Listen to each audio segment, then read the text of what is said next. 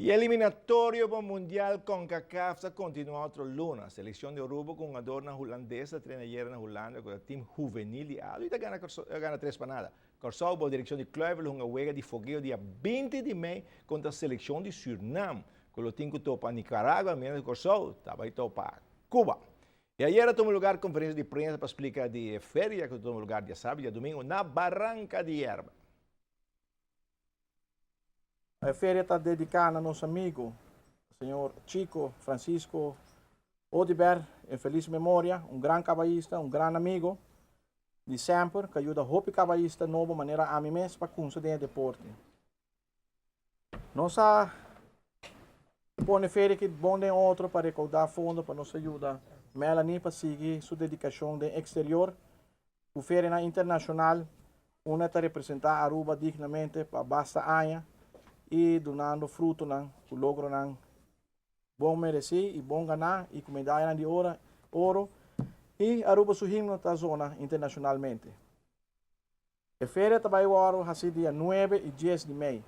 Por 2 dias ele começa para 2 horas da tarde.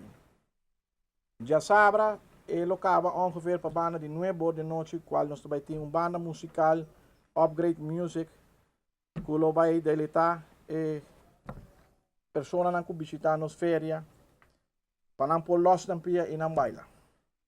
E já domingo, também com 2 horas, ele termina ongeveer para 7 horas, nós vai ter a banda buleria para dedicar a mama, para não bem los tampia também.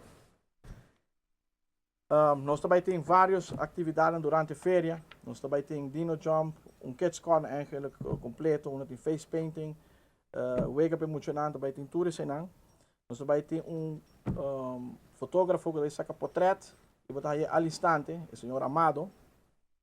E nos bares e cozinha está tremendamente bom surtir. Nós também temos DJ Alvin, que também anima a feira durante o weekend. E nós queremos invitar a gente do Pueblo de Aruba e tour para vir suporte nos férias, que é fundraising para bom causa, para nos, eu, Melanie, seguir por representar Aruba internacionalmente.